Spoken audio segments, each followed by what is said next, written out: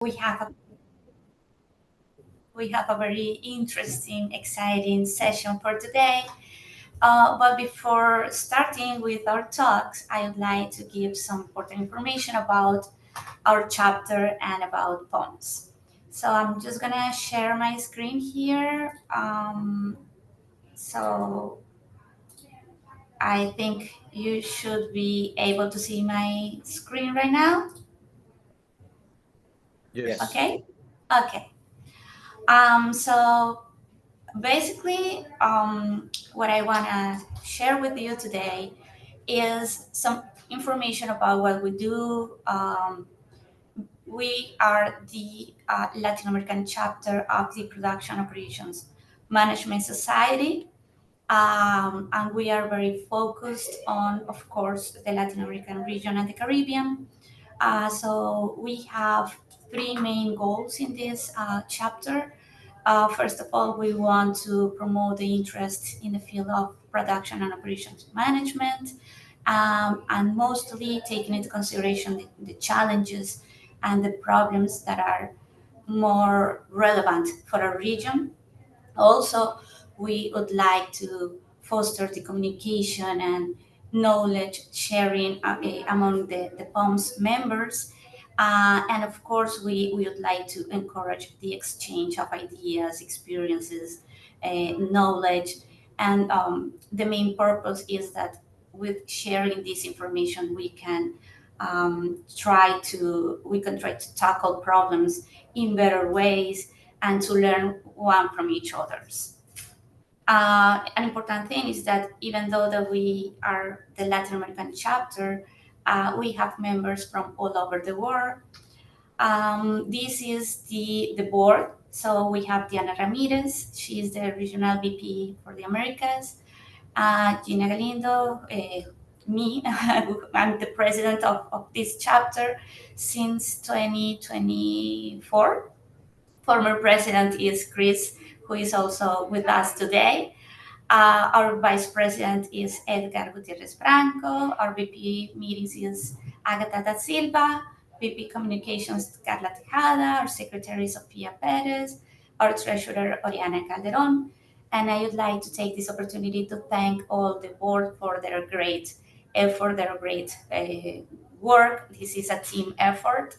And as you can see, this is mostly, women led. And of course, we also have Edgar, who has been doing an amazing job as the vice president. Some of the activities that we have done are webinars, workshops, master classes, and those are very diverse activities. The examples that we have in this slide include on the top, we have artificial intelligence related talks. One from Gonzalo Mejia from Colombia, Sergio Caballero, he is from the industry, which is another interesting thing that we would like to foster here at our chapter, which is the relationship between the academia and the industry. We have also, at the bottom, we have some examples of other talks. One from Teresa, who is from Argentina, and Johanna Maya from Colombia, and who is at Penn State. We have also held some talks about postgraduate opportunities, like the one that we have today. So the idea with these talks is that the directors of postgraduate programs can share information about their programs, and that information may be of interest to some potential students. That's the main reason for which we are here, to let everybody know about our postgraduate programs. This is the most recent POMS LAC conference, which was in Cartagena in 2024. At that time, we had this conference in association with the MIT Scale Network, which is directed by Chris. And I want to say that this was an amazing event. We had over 200 participants from the academia and from industry as well. And we are planning our next conference for 2026. So please be aware, be very, we are very expectant about what we're going to do in that next conference, and I'm sure that it will be amazing as well as the last one. We are doing our very best to bring a very interesting and relevant event for everybody. So if you want to participate in this conference and all of the activities that we have, you have to join our chapter. Okay, so here there is some information about how to join. Okay, it's important to say that every member of POMS can become a member of the POMS LAC chapter. If you live in a Latin American or a country or from the Caribbean, then it's $25 to become a POMS member, and then 5 more to join the chapter, which is about $30, which I think it's a very attractive amount of money for reaching all of the experience and all of the knowledge that you will find in this chapter. Also, there are some discounts for the annual POMS LAC conference, which is this year in Atlanta, Georgia. So yes, there are plenty of benefits. Also, you can participate for free at the virtual events of our chapter. So don't wait any longer. Join us, and you will see that it's a really good investment. Of course, we know that we are not perfect, and we are looking forward to find ways in which we can become a stronger, more relevant, better association. So please just scan this QR and let us know what else you'd like to see in our chapter, what topics of interest you think we can bring to our talks, what other events you'd like to see. In general, any ideas to improve our chapter are more than welcome. So I'm just gonna stop there. And I don't see you. Let me see. Let me go back. There, I can see you now. Thank you for your attention, and I'm just gonna pass the word to Edgar, who's gonna introduce the speakers that we have for today. Thank you very much, Gina. And good morning, everyone. Welcome. As Gina mentioned, I'm Edgar Gutierrez, Vice President of our POMS LAC. So this is our second POM Talks. Remember, this is how we talk about postgraduate programs. Remember, you can check the first one in our YouTube channel. So today, we have an exciting lineup of distinguished speakers from the 3 world-class institutions, ready to guide you through the graduate opportunities they offer. Whether you're looking for the next step in your academic journey or aim to expand your career horizons, we hope our POM Talks help to define our next steps. So let's talk a little bit about our speakers. So we have from the Tecnológico of Monterrey in Mexico. Today we have Luis Herrera and Carlos Huerta. As you know, Tec de Monterrey is a powerhouse of innovation and entrepreneurship in Latin America. Luis and Carlos will share insights into how their graduate programs empower students with cutting-edge research, industry connections, and global perspectives. Then we have the University of Lima with Diego Norena. Lima, at the heart of the Latin America's dynamic economics, the University of Lima offers graduate programs designed to shape future leaders. Diego will explain how their programs bring academia and industry, preparing students for impactful careers. And then at the end, we have the Massachusetts Institute of Technology, MIT, with Christopher Mejia and David Hidalgo. Chris and David will talk about the innovative graduate programs that shape the region's next generation of change makers in logistics and supply chain management. So now, let's, from our incredible speakers, each will discuss the opportunities the graduate programs offer. So get ready to take notes. Make sure you ask questions. All the questions will be at the end. Remember, we have our 3 speakers, and at the end, we'll have time to ask questions for all of them. So be ready to that. With that, so I hope you guys enjoy. This session will be paused in YouTube if you miss something or if you want to share with your colleagues or with your friends. All right, so let's start with Luis and Carlos from the Tec de Monterrey. The floor is yours. Hello there. Thank you very much for the invitation. I appreciate this.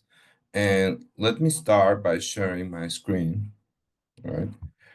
Hello, everybody. I'm Carlos Alberto Huerta Aguilar. I work at Tec de Monterrey. All right. I think you can see my screen now. Can you? But I don't think so. Yes. Yes. Yes. All right. Now you should see my screen, the proper screen.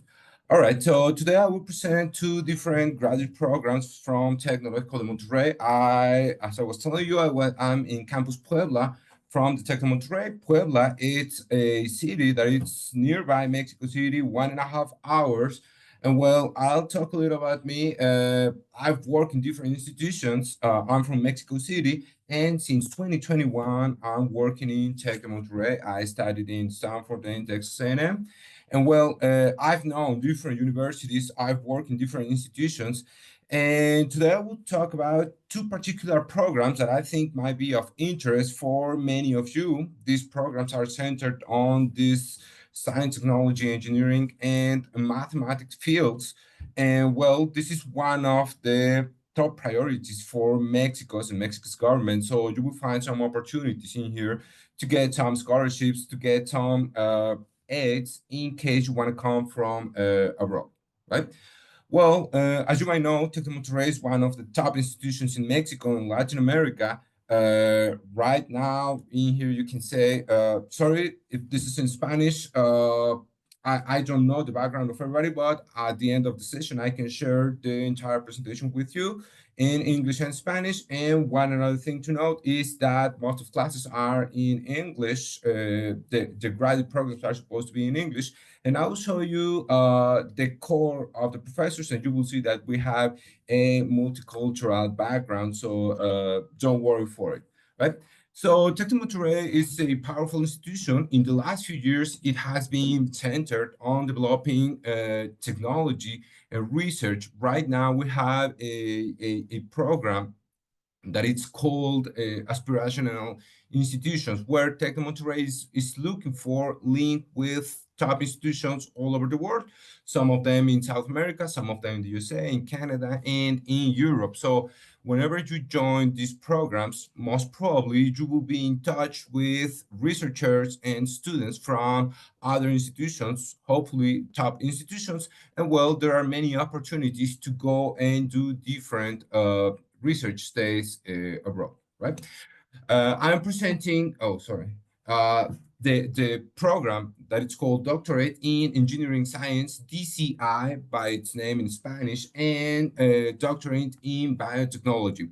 I work in both. I am the director of the Doctorate in Engineering Science, DCI. However, I'm also part of the cluster of technology PhD program, Doctorate PhD, right? And well, on September 2025, we will launch a new program where we are accepting students directly from undergrad studies. So if you have just finished your bachelor degree, we can join PhD directly. As you can see, it's a little different from traditional 4-year PhDs. In here, we have 4.3 years. This is 13 trimesters, right?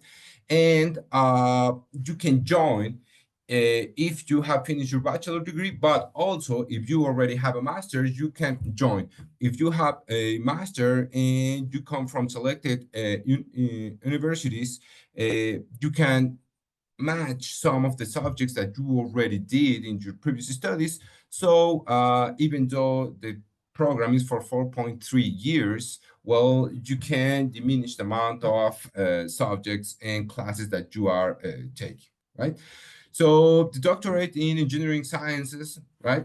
As you can see, we have collaborations with many institutions all over the world. Right now, here in Campus Puebla, we're having students from different backgrounds. I think we have in here, I have Colombia, Iran, Spain, I have Ecuador and Peru, now that I remember. And well, we have some ongoing projects. These are the institutions where we are having ongoing projects. There have been some other projects with different institutions, but if they are not ongoing, I'm not really adding them. But we have links internationally and nationally. From this graduate program, we are having 4 research lines that you can see in here, which is mechatronics, clean energies, engineering, industrial engineering, and telecom, right? In my case, I work in clean energies and sustainable use of water.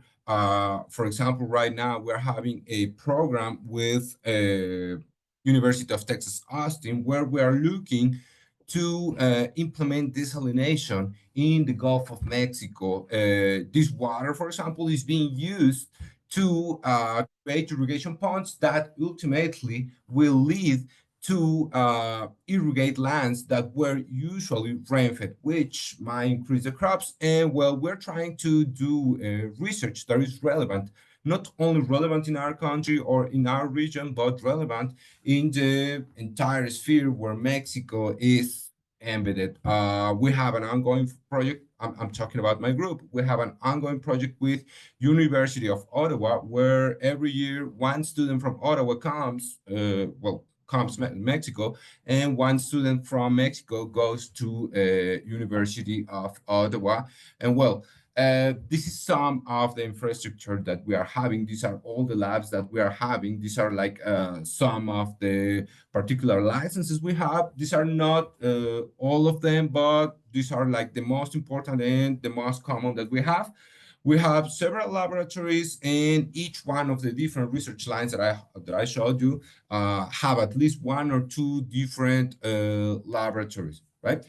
This is the entire cluster of professors in this program, where, as you can see in the last column, I'm showing where these professors studied. So you can have an idea of the background they have and how strong their entire web and background is, right?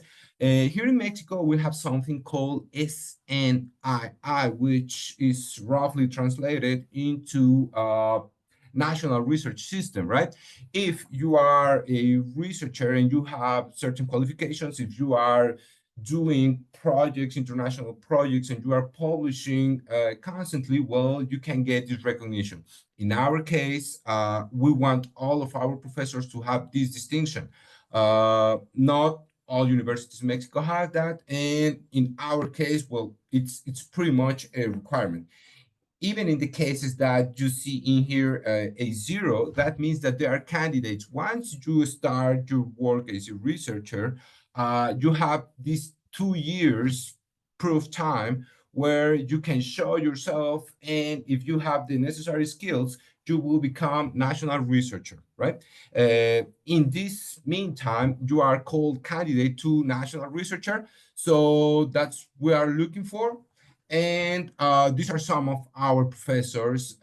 These are like some of the, I don't want to use the word top, but the professors that have the most research with other institutions internationally, the professors that have had most impact in their publications, in their presentations, well, from this program, right?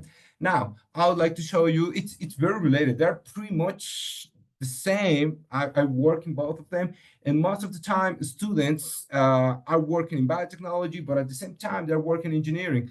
So if you want to join, you can join, for example, biotechnology. However, you can work in engineering laboratories and the other way around. That does not mean that you cannot go in here or you cannot go in there. Most of the time, it's just because of the background of the professors' clusters. But as you will see, many of these professors share because of our background. In my case, I'm biopharmaceutical chemist. Well, you can see that I can fit in both of them.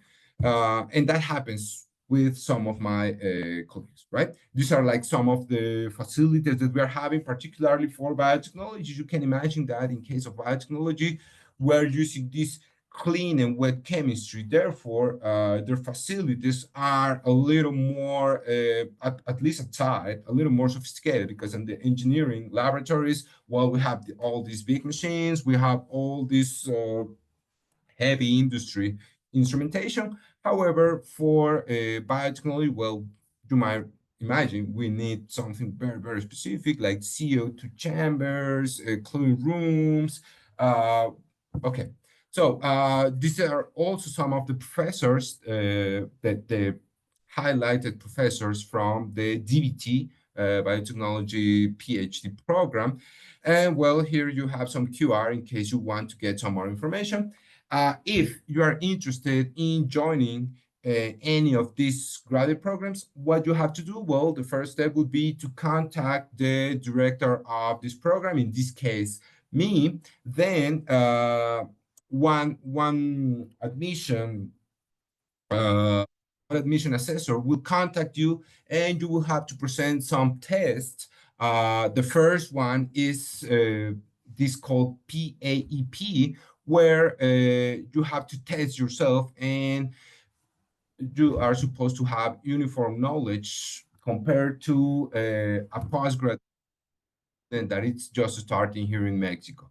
So if there is anyone from Mexico, I think it's not very complicated. If there is anyone from the USA in here, I don't think it's that complicated, or in Canada, because even though we are not having like the same level, and we are not having always like the same scoring, I've work with all these three countries, and I think that it's a pretty standard test for any of this. Now, for Latin America, we have different students from Colombia, Ecuador, Peru, and I don't think they have faced so many problems scoring in this exam, right? Well, then you need to bring all your documents. One important thing, you must finish your undergrad studies before starting this process. Even if you are in the meantime of finishing your studies and getting your degree, getting your paperwork, the people that are in charge on enrolling you will ask you for the entire documentation. So if you still need to wait 1 or 2 months, that might be a problem. So I would recommend you guys to have everything ready by the time you start your admission process, right? In the last step, you will carry out an interview with sometimes the director of the program, or with a committee that the director of the program creates based on the background of the professors and the potential student, right? In the meantime, you are supposed to contact different professors, the professors that I showed you in here, all right? Okay, so you can start talking about the project. It's not mandatory. There are many students that come without any particular project, but it's always advisable to have a project. For example, if you already have interest in, I don't know, renewable energies or manufacture, you can contact the professors, because, well, you can find information in the webpage. I'll show you the webpage at the end of this presentation. And ideally, you could contact them and start talking about the project that you will carry out. Whenever we carry the interview for starting and enrolling the students, well, we would ask about interest. We would ask about potential professors you are supposed to work with. And in the case of not having a specific professor that you have thought on, we can help you find one. But, well, again, it's always advisable to have at least some idea of who you can work with, right? Carlos, we have Yeah. 1 minute. 1 minute to Yeah. finish. Yeah, I'm just about to finish, right? What you need is, as I was telling you, your undergrad paperwork. You need a passport. You need to prepare a professional format CV, your birth of certificate, and of course your English test. So these are the English tests that are valid for Tec de Monterrey. And well, these are some of the contacts. This is how to go. there is this platform that we will let you access to, so you can know your status at any time. And well, if you want some more information, here are some additional links that you can go to. Thank you very much. And well, if you have questions, I will listen to them at the end of the session. Wonderful. Thank you very much, Carlos. Wonderful program. All right, so let's continue. Now we have Diego Norena from University of Lima. Diego, the floor is yours. Yeah. Okay. Hello. Good morning. Do you hear Good me? morning, Diego. Yes. Hello. How are you? Okay. I'm going to. I need to share, but someone is sharing his screen. His screen. Fernando Vera. Carlos. I can share my screen. We can see your screen. Yes. No. Now I'm going to share. Edgar, just to make sure, when is my turn? The other professor from Tec of Monterrey? Oh, Luis, we have 15 minutes for each university. So Okay. the 15 minutes already we're done, but we can program for our next session. So don't worry about it. Okay. All right. But the 15 minutes already finished. Yeah. All right. Go ahead, Diego. Good morning, everyone. I am Dr. Diego Norena from University of Lima. I am the director of the doctoral program in management at the University of Lima. And today I'm going to present the different programs that we have in the graduate school. So the University of Lima was founded in 1962. We drive change through innovation and strategy, partnered with businesses. We turn ideas into actions and deliver results and shape a better future. Now I'm going to share with you the video of our university. So give me 1 minute, please.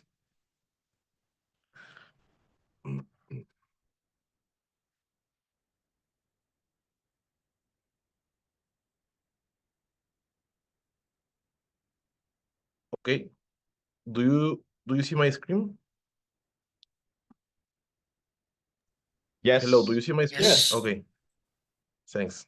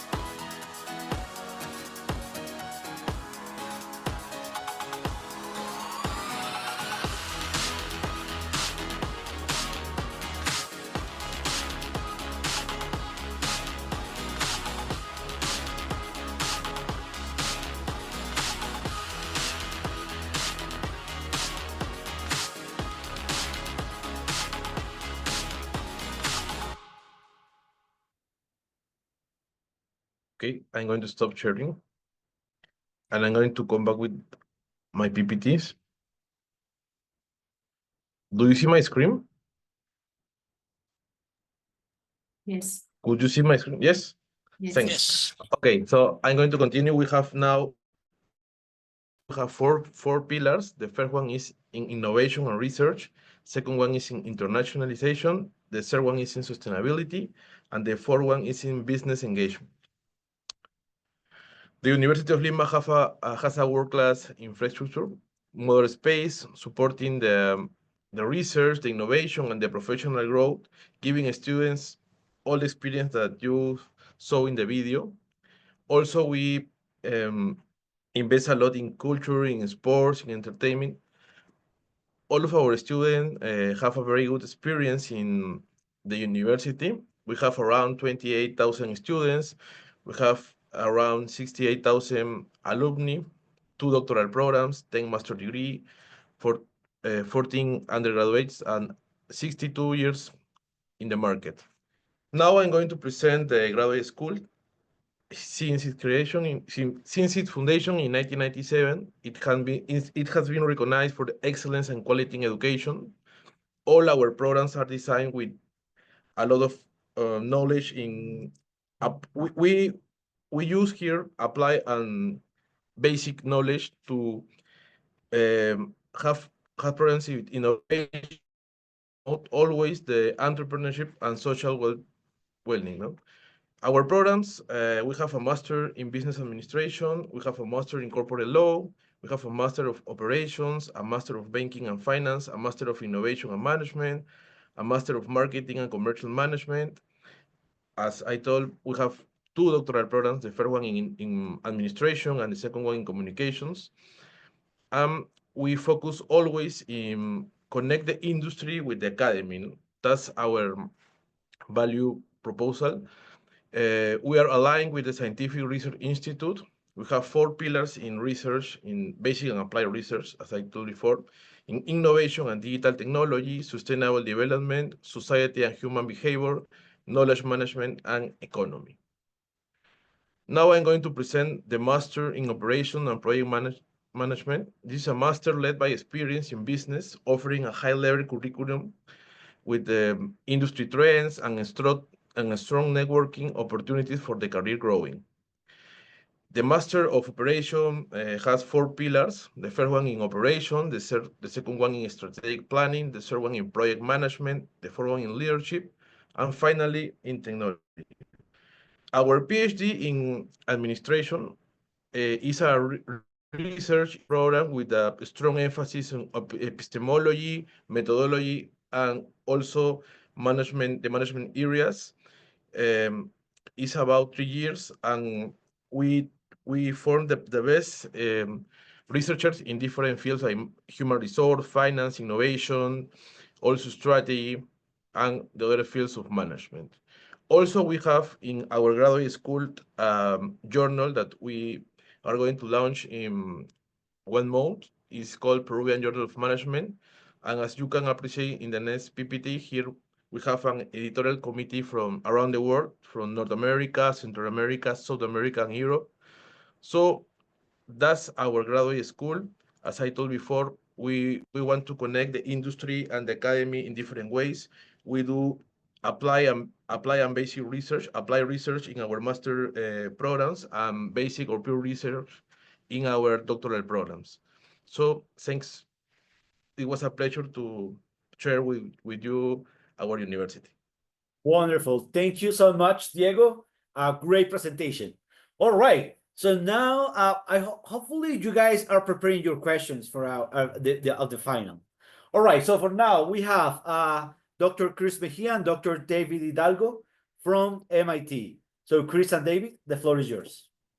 Thank you very much, Edgar, and rest of the team of the POMS Latin American chapter. Well, guys, so MIT is in the house. So breathe in, breathe out. I know that it has been a long, time for you listening the other presentations, but it's good that you breathe in, breathe out a little bit, it's a lot of information coming in. Well, fortunately, we prepare a shorter presentation here together with my colleague, David Hidalgo. So please let me know. I think that you can see the presentation now. So David, would you like to quickly introduce yourself before we move on? Absolutely. Thank you, Chris. Hi, everyone. I'm David Hidalgo. I'm working with MIT GCLog for, I don't know, 10 years now.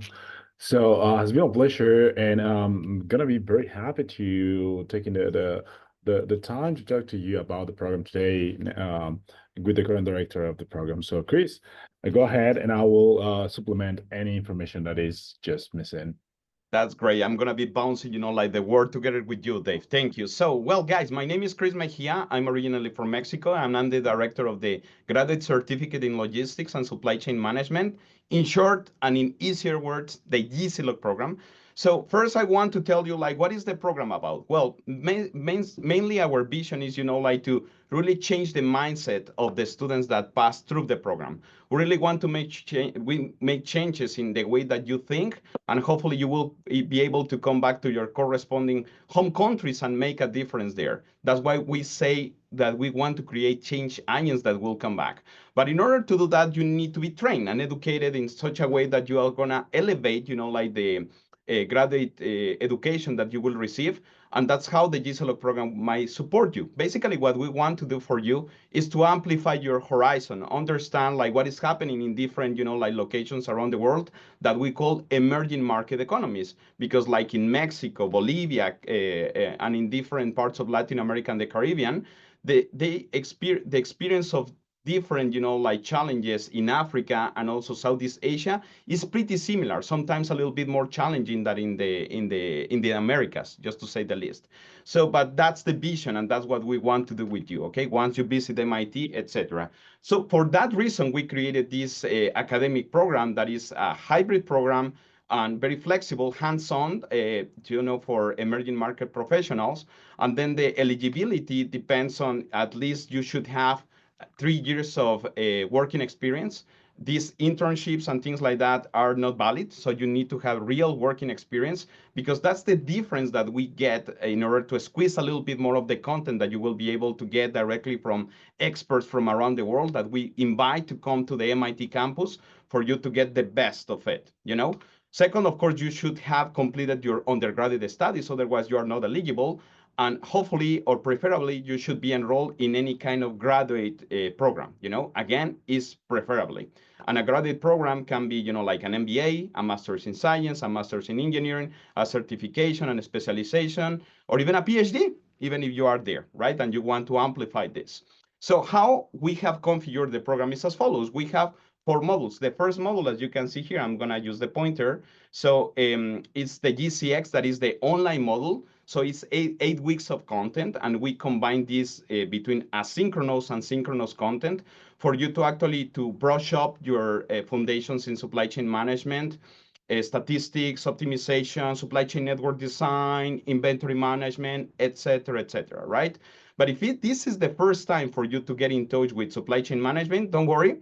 We have like a lot of content to supplement the information that you will get out of it. So typically this part of the program goes between mid-May, and then it will wrap up by the beginning of July, actually before the Independence Day in the United States, that is the 4th of July, okay?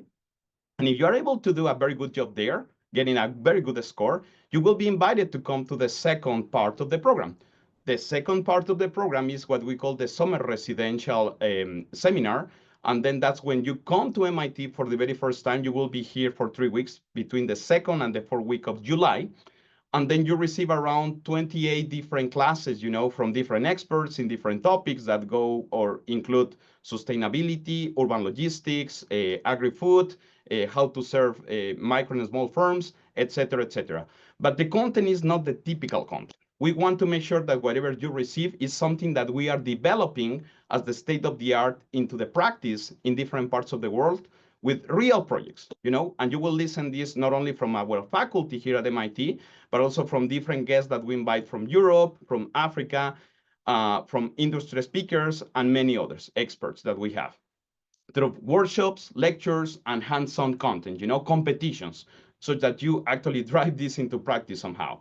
So after you complete this second part of the program, all of the students will return to their home countries. And that's when we need to make sure that whatever you receive in the first module, the GCX, and in the second module, the summer residential experience, has to be applied. And in order to see if you were able to apply it or not, or you will be able to apply it or not, then we use this capstone project, okay? The capstone project is an applied research project oriented to industry or to solve problems of NGOs, society, and entrepreneurships, etc. And then the teams that we configure are 2 to 3 person teams. And this goes between August and December. You have the opportunity actually to choose the top 7 projects that you would love to be part of out of a list of 20 different projects, okay? So this is literally on your hands, and then you will be actually advised by an MIT advisor and by an expert of another country, specifically in the topic that is, related to this specific topic that you use. And if you're able to do a good job, at the end of December, you need to submit the final deliverables, and then you will come back to MIT again, okay? And the second residential experience, but this time it's not gonna be only you guys in the GSLOC. It's gonna be also like the other centers that we have around the world and their students in something that we call the Global Scale Connect Conference. We have centers in Spain, in Malaysia, in China, in the UK, in Luxembourg, and of course the students that we have here from the master's programs too. And then you're going to be taking part of a lot of networking opportunities, a lot of site visits, like also a supply chain challenge, and many industry speakers that we invite to come to MIT. And then you will be able to listen from them. What is the state of the practice? How they are driving, all of this knowledge into making decisions, strategies in their own companies, And this goes between the 2nd and the 4th week of January. And in order to wrap it up, so if you do well on all of this, what do you think is going to happen? Well, you will be able to graduate. So this program is 9 months experience, around 520 hours of learning process, okay? So how to be part of this? So unfortunately, the time is pressing right now. We are recruiting the class of 2026. And the last round of applications is going to close in a little bit less than 1 month from now, in April 11th. But the good news is that if you are not able to be part of this cohort, you can apply to be part of this next year. This means to start in May 2026, okay? And typically the rounds of applications repeat more or less in the same dates. So typically the first round of applications is by mid-November, the second one is by the end of January, and the last one is typically the first or second week of April, okay? The full tuition for this program is typically $10,000, but we offer preferential tuition, if you belong to the top 30 of the QS ranking, in the case of the universities. If your universities are well ranked, you will receive a 15% discount, or if your university is part of what we call the MIT Scale Latin America Network, so that would be also an opportunity for you, like to receive an extra discount. But I know that it could be still expensive. Current situations are, like making the world change a lot, and the exchange currency rate they oscillate too. So we also have tuition waivers that go between 10 and 70%. But we are always offering scholarships to all capable students, and we know that you can be one of them. So, and well, if you're interested, please apply now. So we really want to make sure that you who are like the final product of this educational program is able to change minds, to come back and make a difference in your communities and the corresponding countries, and make sure that this works well. So before we wrap up, I would like to pass the word to David in order to speak maybe a little bit about like the content and also his experience. Dave? Thanks, Chris. Yeah, absolutely. I won't like pester everyone with the content, but just letting you know that everything that we do, as Chris mentioned, is applied. Anything is not only theoretical, you are coming to MIT and learning from the best of the best, of course, in the world, but also what you're gaining is applied theory. It's not only theoretical. Everything that you do is hands-on. So that's beautiful. And also, what you have is the opportunity to not only listen to the lecturer, but also share with your classmates. That's why it's very important that you have these couple of years of experience such that you can take advantage not only from your own experience, but learning from your classmates. So that's pretty much it. Also, 3 important things. First of all, yes, it's a 9-month long program that requires a lot of commitment from your side. So although it looks like it's going to be easy to just roll with it. The thing is that everything has a minimum requirement that you need to pass to go to the next module. So it's not like immediately you just get one apart and go to the next one, go to the next one, go to the next one. Every single of part of the modules are you need to perform. Otherwise, you won't be able to move on. Second thing, regarding payment, and we understand is not cheap, but is you're investing yourself. So think about it on a long-term ROI. And also, one additional thing that Chris that we have on our website is that the tuition is only for tuition purposes. Now, if you come into MIT, you need to pay for your flights, you need to pay for your accommodation, you need to pay for your food. So you need to consider that also additionally. And finally, as Chris mentioned, yes, you're going to be part of the Scale MIT Scale Network, which usually, for example, last year, like this January, we had almost 200 students hosted at MIT, which for you means that you now have more friends and you have more, a lot, very, very large network of capable and highly professional partners that you can rely on. And based on experience, that a lot of different students or former students, alumni, have moved different countries, have gone somewhere else because of the networking. So that being said, it doesn't matter that you apply to MIT, you apply to Universidad de Perú, or you apply to Universidad the Tec Monterrey. The important thing is what you want to achieve in life. So this is one opportunity that you can take advantage of as any of the other ones. But make sure that the decision that you make is pushing you forward to, I don't know, become a better individual into the sense of learning and how you can replicate the learning into your home countries, because that's what we aim in the end, that you can improve and be of a benefit for your home country. And Chris, I think that being said is everything. No, thank you, Dave, for what you said. And guys, so you're interested in following our social networks, so you can scan also the QR codes here, or in the below part, actually, you can identify like the corresponding like way to find us as well. And if you have further questions, you can contact also Joey Dorion, who is actually here. Okay, so you can contact him, and he will be able like to support you in case that you have any potential questions via email. Okay. And yeah, just to wrap it up, our participation here, just to emphasize what Dave said, I think that is very important that you understand that this is not a competition in the programs that we're presenting today here. It's more like a matter of what do you think is the best strategy for you to move on in your career. And the good news is that fortunately Universidad de Lima and also Monterrey Tech have an agreement with us, and probably one of the programs that they are explaining can be combined somehow with what we are offering here. Because this program, I didn't mention it at the beginning, it was not born to compete with the other programs in our beloved region in Latin America and the Caribbean. It actually supplements, what you're going to be receiving there, okay? So yeah, thank you for the time, POMS team. Coming back to you. Thank you so much, Chris. Now we have our time for questions. All right, so Agatha, please go ahead. So I'm gonna moderate the Q&A. If you have any questions, thank you all the presenters, and thank you for the opportunity to share.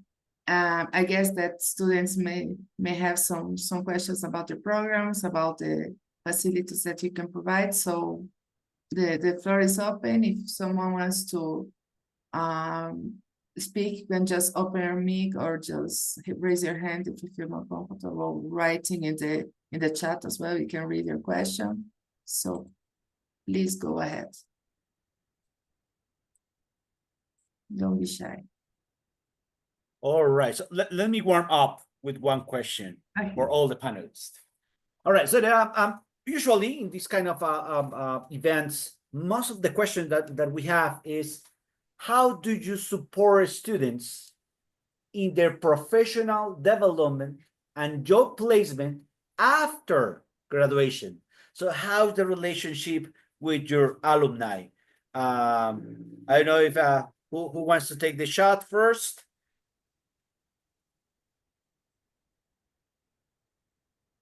I can Diego, go if Chris, you want. go ahead. Go ahead, Carlos. All right, thank you very much. I don't think I can start my camera, but yeah. Okay.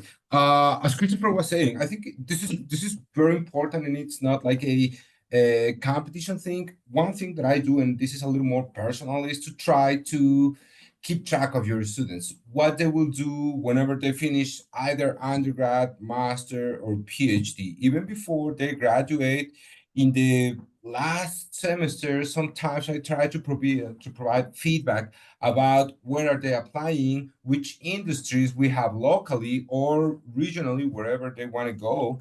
And I think it's always good to keep communication with them, because at least here in Monterrey, some of the students, former students that we have, they end up in very high executive posts where they can further support the new generation. So that's happened to us many times. The last time I was talking with an ex-student that right now is head of Linde. Linde, it's a company for gas compression and production in all the world. It's from Germany, but they have a big plant in here.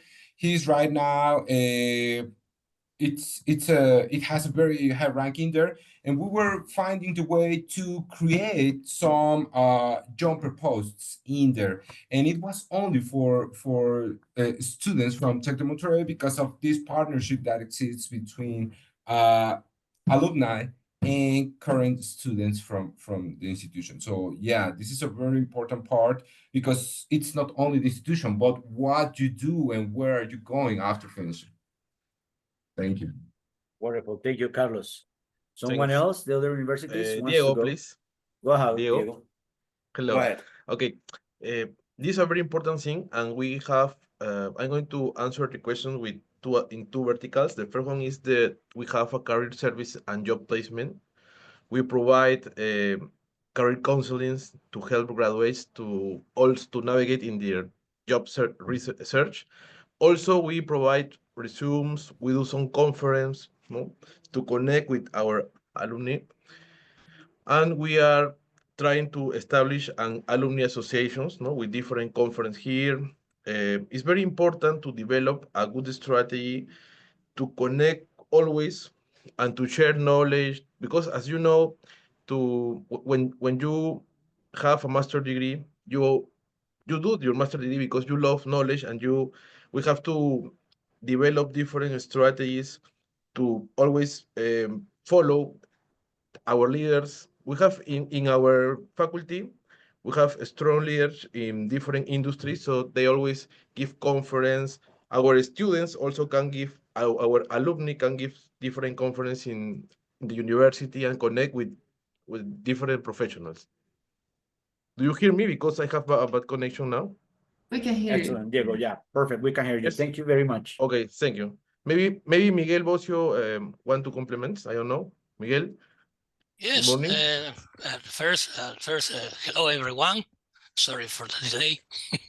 and as Diego says, and Universidad de Lima is beginning to develop small research groups, and with alumni and pupils and professors, and people from enterprises. It's important because we have gathered the enterprises, academy, and states.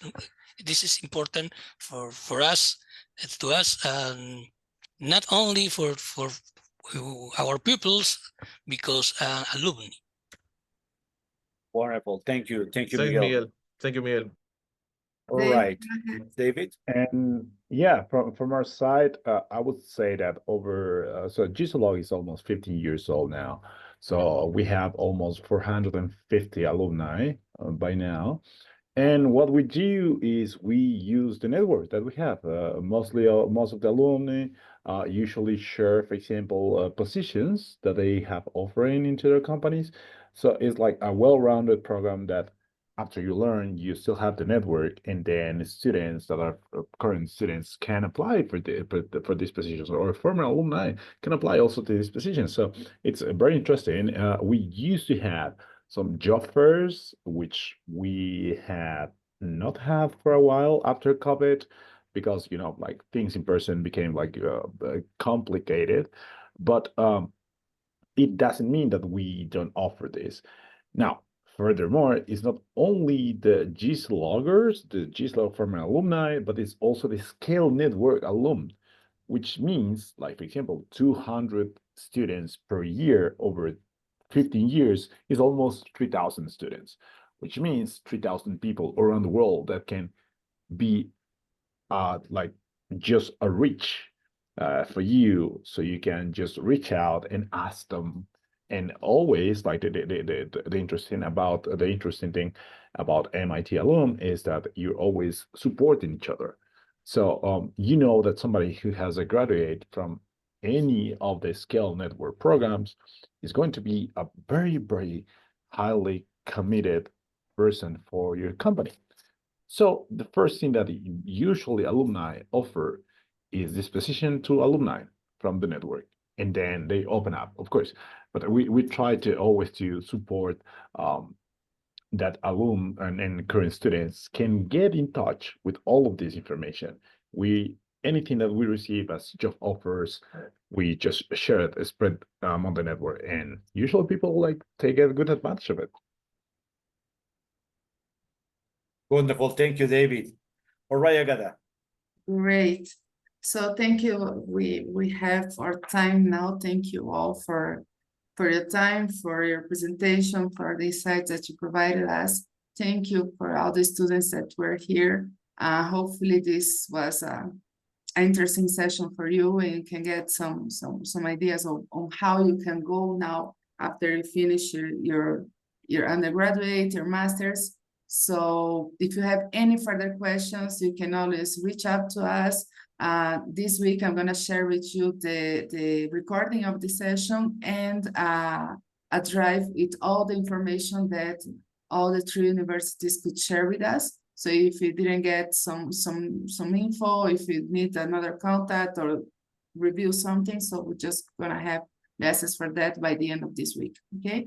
Thank you, Diego. Thank you, David. Thank you, Chris. Thank you, Carlos. Thank you, Edgar, Gina, everybody who was here, Miguel. Nice to see you all. And thank you all, and let's wrap it up. See you. Thank you, everyone. Thank you. Have a great day. See you. Bye-bye. Thank you, guys. Thank you, Nice to POMs. see you. Take care. Thank you. Everyone. Bye.